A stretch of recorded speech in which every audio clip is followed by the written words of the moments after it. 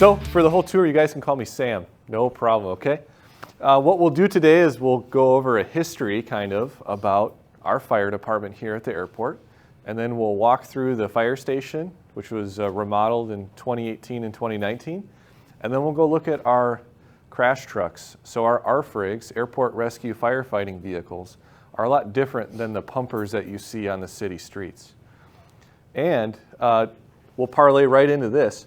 This is a picture from 1958 that Bill got me, actually. And this has to do with our mutual aid. So there was a small incident here with the nose gear. And you can see our fire truck is on the right. That's our emergency truck back in the day. We were started, what we can find is back in 1946, the Airport Fire Department for Milwaukee County was started. And we've worked hand in hand since then with the City of Milwaukee Fire Department. The same battalion chief, they have not changed numbers. Battalion 4 still responds here to help us, which is pretty funny. And then here on the top left, we have an Air Force truck. And we still work hand in hand with the Air Force. The 128th Air Refueling Wing Fire Department is right across the runway. And we'll look at a map in a little, and we can talk about how well we work with them. So here's an organizational chart so you can see all the bodies that we have on our fire department. We're a relatively small department. We are an Index C airport. So we're kind of in the middle between a little airport and a really big airport for the FAA. So since we have commercial air carriers here, that means that we have to have a certain amount of fire trucks and water and people to respond in those fire trucks to help if there is an emergency with an aircraft. So at the top, we have a fire chief, Kevin Doyne. He's been here since the early 2000s. He started as a firefighter and worked his way up to the rank of fire chief. That's the highest rank in a fire department. And then we have 4 assistant chiefs, and we have 3 shifts. We have a red shift, green, and blue shift. So we rotate 24 hours on duty here, and then 48 hours off duty. So what we do is we get to work at 8 o'clock in the morning. We have a shift meeting at the kitchen table, just like every firehouse in the country, talk about what the plan for the day is. And then we go check out all of our fire trucks, all of our equipment, make sure everything is good. And then we have training during the week. And then on the weekends, we pretty much have free time. And our work day is from about 8 a.m. till 4 p.m. And at 4 o'clock, we can go work out if we want. We'll show you our gym. And then we eat dinner together. We cook. Usually dinner is about $5 a person. We send the fire truck to the store during the day, figure out if we're going to have spaghetti or lasagna, or we're going to grill chicken wings. So we eat dinner around 5:30, and we can be in shorts and a t-shirt then, and tennis shoes. So we're really lucky to have an environment like this here at the fire department. So then we have bedrooms, and then at night we sleep in our own beds. And if there's a call, we wake up and we put our gear on and we go to the call. So we're on duty till 8 a.m. the next morning. So that's why we're 1 on, 2 off. So if red shift, they're on shift today. So then tomorrow green shift is on, and then blue shift the day after that. So I'm the green shift assistant fire chief. The red shift one is on vacation today, and then the blue shift one is Drew Lamar. We have a floating assistant chief in yellow on the top, and that's a position for administrative purposes. So that assistant chief handles the day-to-day Monday through Friday, and that's Mike Phillips. He's actually here today on overtime. So that's the one that handles like the day-to-day operations, and he's like the XO of the fire chief, if you want to put it in those terms. So every shift, red, green, or blue, has one assistant chief. They're the shift commander, so they drive around in a Suburban, soon to be a 4-door pickup truck. And as the incident commander, that's what that assistant chief is. So any incident on the airport, the assistant chief will coordinate resources with. Then there's a captain, and they ride in one of the fire trucks. And the captain is the person that would handle the day-to-day operations on a call. The assistant chief is there if they have any questions and if they need to channel up some stuff. And then we created a new position this year called a firefighter in charge. It's pretty much a lieutenant. So it's the assistant to the captain. And then we have firefighter equipment operators. Everyone hired here is a firefighter/equipment operator. Everyone hired as a firefighter is hired so they can drive the trucks as well. Where the city of Milwaukee, a firefighter and a equipment operator are separate positions. Here, we don't have a luxury of such a big roster, so we have to be able to do both. And then we hired apprentices. We have one apprentice right now with some positions open, and that's for someone with no training, hopefully from the community, and then we train them up so they're eligible for a firefighter equipment operator position. And we have one apprentice right now, and he started as an ACE intern. So the aviation careers internship during the summer, he started as a high school intern. And he was here for a 6-week internship, fell in love with the fire department. We interviewed him, and now we put him through Firefighter 1, Firefighter 2. He got sent to Appleton for ARF. There's a big training center in Appleton at the technical college, Fox Valley Tech. So he got his airport rescue firefighter, and he's in EMT school right now. And we're paying for it. So how cool is that? We can bring people from the community up to serve here. So we have 3 Heavies. We like to call the big fire trucks Heavies, and there's a picture of one of them right there. So the big heavy fire trucks have 3,000 gallons of water. That's a lot of water. The city of Milwaukee fire trucks have anywhere from 500 to 750 gallons of water. We have way more water. So they can call us anytime they want if they are in a place where fire hydrants aren't working. And we start all of our trucks out with an R for rescue. So whenever we call our dispatch, whenever we call the air traffic control tower, that's where we say rescue and then our number. Because it tells the air traffic controller we're not mixing it up with an operations vehicle, an FAA vehicle, another aircraft. So we always say rescue and then 715. We have a bunch of support vehicles too. So we've got big fire trucks and then we have a couple small ones. Car 1 is our fire chief. So he is the Milwaukee County Fire Chief. And fun fact, the Milwaukee County Fire Department has one station. That's here. We used to have more than that. We had another station off Watertown Plank by the hospitals, by Freighter and MCW. The Wisconsin Athletic Club today was the Milwaukee County Institutions Fire Department. And Institutions Fire Department had their own horse-drawn buggy from way back when, before motorized fire apparatus. And we still salvage some of the equipment from that station. We have in our front entryway, we'll show you on our tour. The fire pole we have mounted is from that station. And as a member retires from this fire department, you get a slice of the pole on a little plaque. So the fire chief has his own car. We call the fire chief's car a buggy. So I drive a buggy, the fire chief drives a buggy, because we're paying homage back to the horse-drawn days. And if you say, give me that, can you go bring the fire chief's car around? Like, no one here in the fire department was like, you mean the buggy? So that's something that we do to pay homage to that.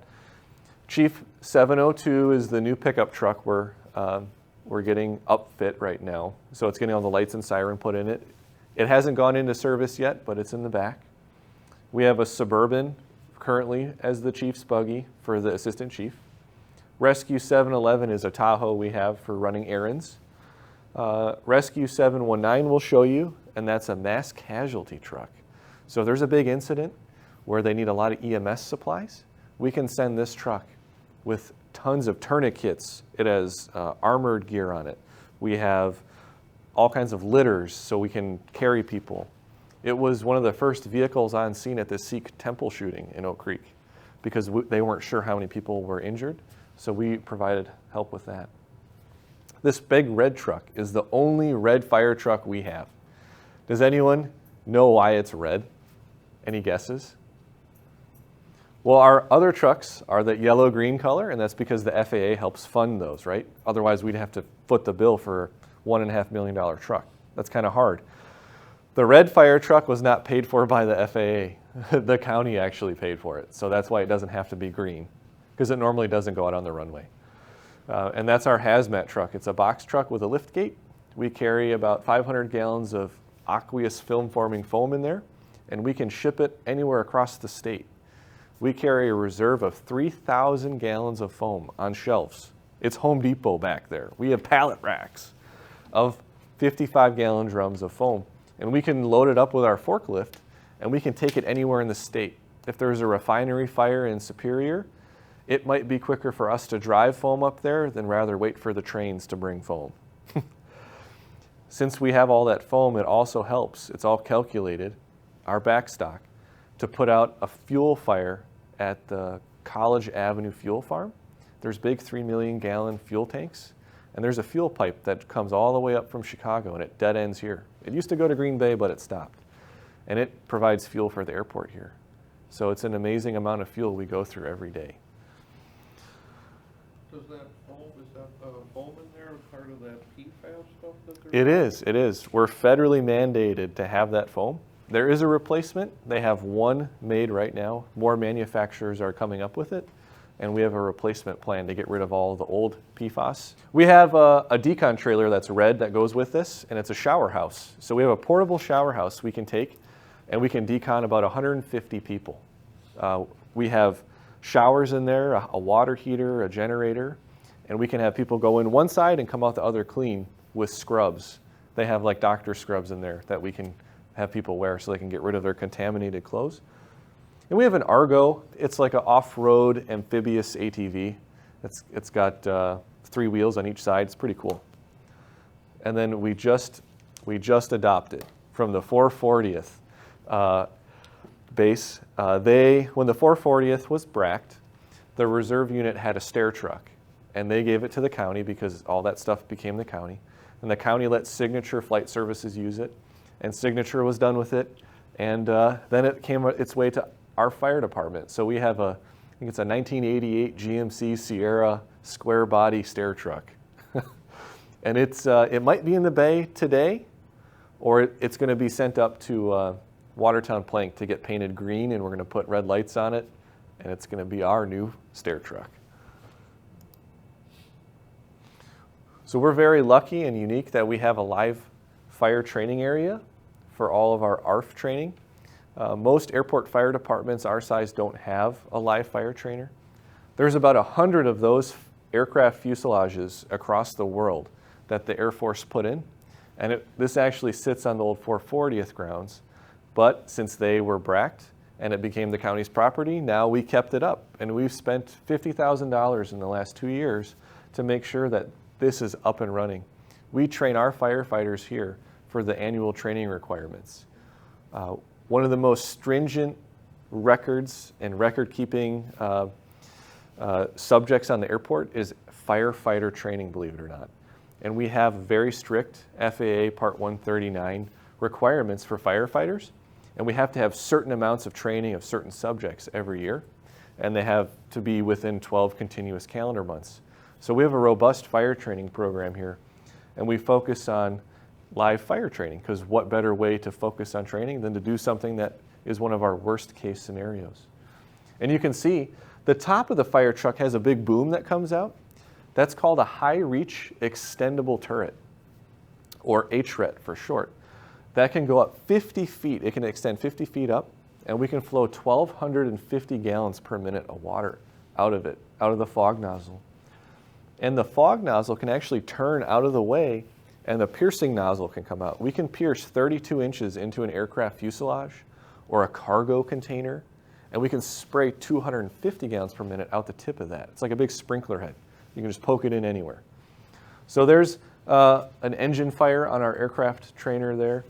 This is kind of what it looks like when you step out of the fire truck. There's a bumper turret, and then here's the HRET. It's coming out as well. So we're really lucky that we can get out and down a lot closer to an aircraft without putting our firefighters in danger. This year we identified some places that we could actually improve our relations with the surrounding fire departments. On the Timmerman Airport, on the north side of the field, there's a Milwaukee fire station with engine 3 and truck 4. So an engine and a ladder truck. So we brought them down and we did live fire training with them. So we got to pull hand lines off and pretend that the airplane was on fire, and we got them good experience on how to approach an aircraft fire, because it's a little bit different compared to a structure fire. And then after we did the live fire training, we went up to Signature North Flight Services, and we met one of the new flight schools that's up there. Their owner happens to be a Southwest Airlines pilot, and he was really, really enthusiastic about helping us train, especially the Timmerman people, because the small general aviation aircraft they really haven't had too much hands-on for being the fire department right there.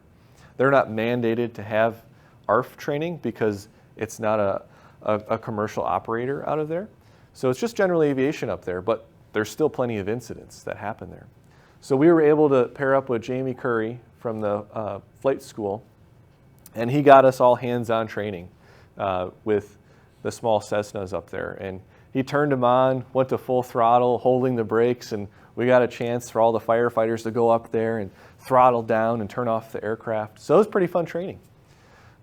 We brought Milwaukee Fire Department in too.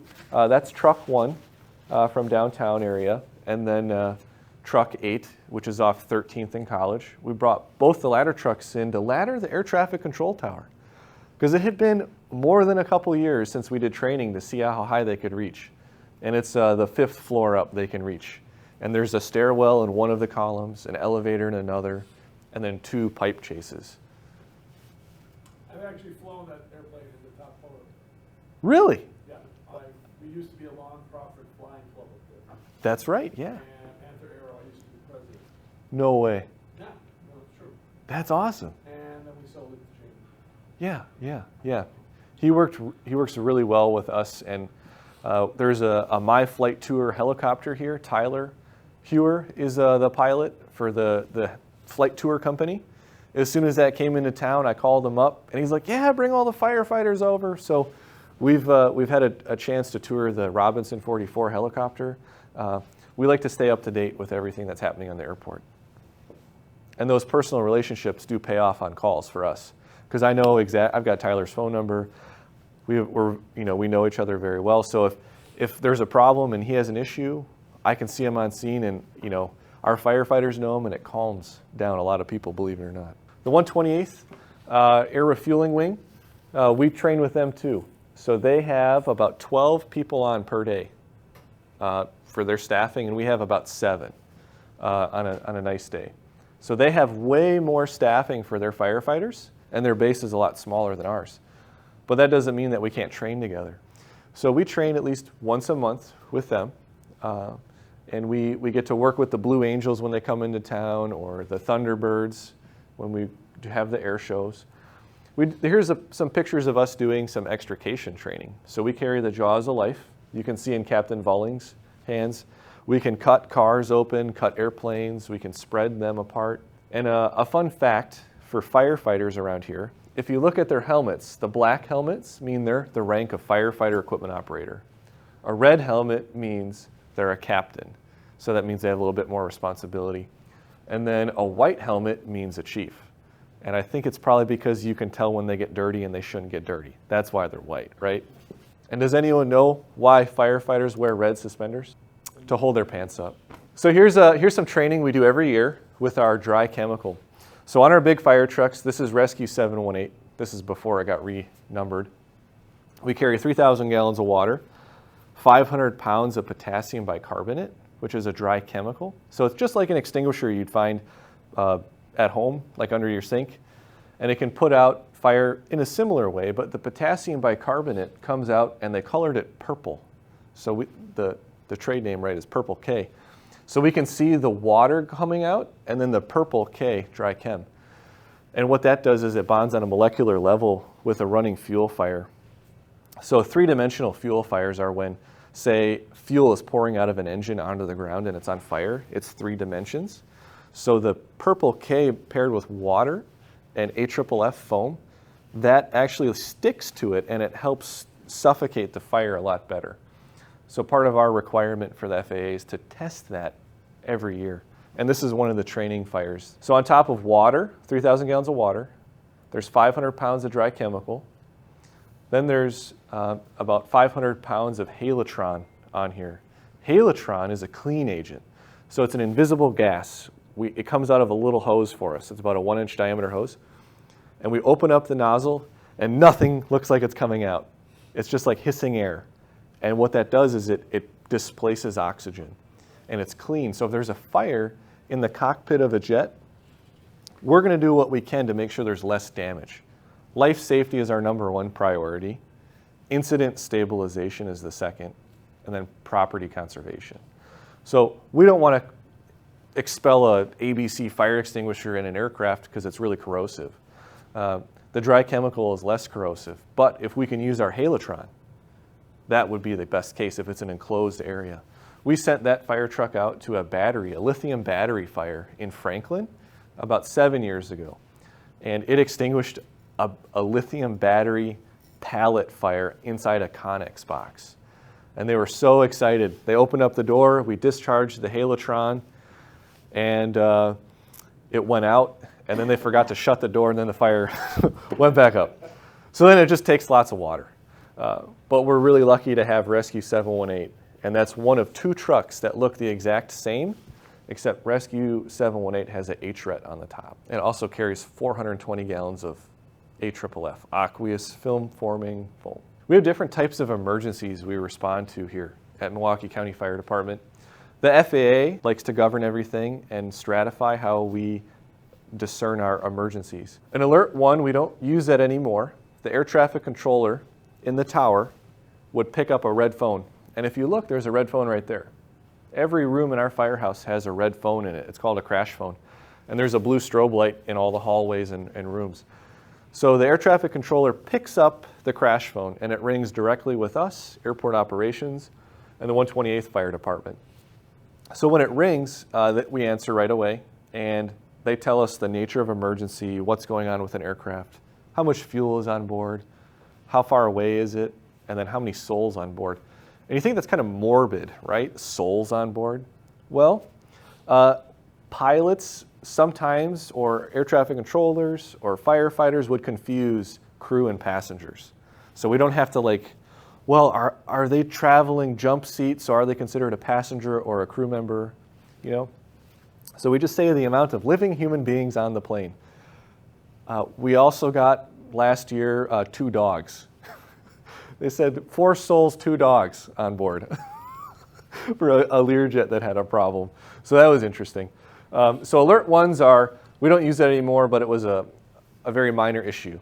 Alert 2 would be, we have an inbound aircraft with a flap issue, and it's 7 miles out, landing, 1 left, 14 souls on board, 22 minutes of fuel remaining, or whatever, right? So they would tell us that there's a plane coming in with flap issues.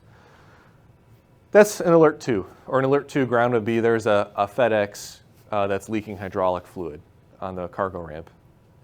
An Alert 3 is the big deal. An Alert 3 means there's a crash, the airport is closed, the fire department has control of the incident and the airfield until we deem everything safe, and then we can start working with airport operations and getting everything reopened. Because our goal as firefighters here is to stop the emergency from happening any more than what's going on and save people. And we want to make sure that we can get the airport back open, because these runways are very important, not only for passengers, for people coming in, but also for cargo. We're one of the biggest cargo ports in the area. So that's aircraft related, 1, 2, and 3. Alert 4 is everything else. Someone tripped and fell on the escalator. Someone's car is on fire in the Super Saver A lot. Someone crashed into the base of the air traffic control tower with their car. Anything like that, a fire alarm in the terminal, that's all an Alert 4. And airport operations is our dispatch center for that. So they'll dispatch us out after they receive a phone call of what the emergency is.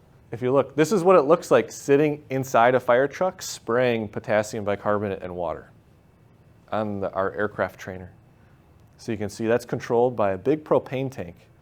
I think it's like 5,000 gallons of propane we carry, liquid propane, and it's piped into different jets around the airplane, and we can have people set fires in different areas with a control tower. So I stay in the control tower and control where the fires are coming from, the ground or the wing. You can see the cargo area through the fuselage is on fire. So we can make challenging fires in different scenarios.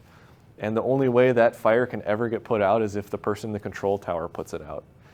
So the guys will always be like, oh, you didn't put the fire out in time. I said, you weren't putting the water on the fire. Because our main job is to put the wet stuff on the red stuff, right? But it's much more than that. Here's a Freightrunner's aircraft that came in. It had a hard landing, taxied over to our cargo ramp. in the middle of a rainstorm, and then all of a sudden the landing gear collapsed. So we go there, we help lift it up. We have a low pressure airbag that's yellow, and we can lift up with air the wing, and then we can put pallets underneath it, and then they can fix the gear. And then when we do that and it doesn't work, then we call a crane in. So a crane from Racine came actually and put it on a flatbed trailer. So you can see Milwaukee Fire Department Truck 8, that's from 13th and College. They came to work with us that day. We like to bring them inside the gate so they can get visibility and experience here on the airfield. So when there is a crash, things are more familiar to them. This is a picture of Rescue 718 with its HRET up and extended, flowing water into a giant recycling plant fire in Raymond. It was the Johns recycling fire. I think it was 2018 or 19. But we pumped that truck for almost 2 days straight. I think it was a day and a half. Here you can see they cut a hole in the side of this big recycling center, and we were flowing water in there. We were one of the only fire trucks that was able to flow water the entire time. And you can see there's so much fire. This is the other side of the little lane. It was absolutely surreal environment. And here's the mounds of garbage with the fire truck facing away from us. You can see the track hoe in the background, the Caterpillar. That actually just dug this hole. I took this picture as I was carrying a fuel truck hose back to the fire truck because we had to get a fuel truck out there to refuel it because it burns so much fuel when it's pumping. So it got refueled twice while it was out there. And it's about a 100-gallon tank of fuel, of diesel fuel. Here's a call that came in almost a year ago for someone was speeding at the airport entrance, and their car got sideways and hit a pole right at the base of the air traffic control tower almost, and it cut the guy's car in half. And you can see we've got the jaws of life on the ground. So we got a crash phone notification of a crash at the base of the tower. They weren't sure if it was an airplane or a car. And we responded out there in less than 3 minutes, got on scene, found 2 pieces of a car on fire. They were both on fire, 300 feet apart from each other. Mass chaos. This is about 1 o'clock in the morning. So all the people are arriving and their family members are picking them up at baggage claim.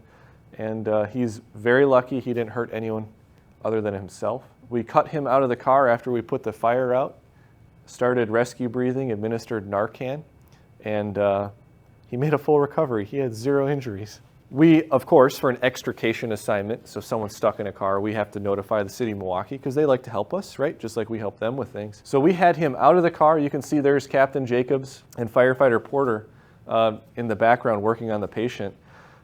We had him out of the car breathing on his own before Milwaukee got here. So the battalion chief, the rescue company, which is the problem solvers of the fire department, they showed up and they're like, wow, you guys are awesome. You did all this before we even got here? So we have a really good relationship with MFD. Here's a picture of that Freightrunner's aircraft with the crane and rigging. So they put it on that flatbed and took it back to the shop. And here's a water cannon salute. We do honor flights here. So we send off our veterans on their trip to DC in style. And you can see some of the vintage aircraft here too that do some flybys for them. But we do water cannon salutes for them when they take off, and then we always greet them when they return. Thank you for watching. If you're looking for something to do, or you are traveling through Milwaukee Mitchell International Airport, stop by the Mitchell Gallery of Flight for some aviation history.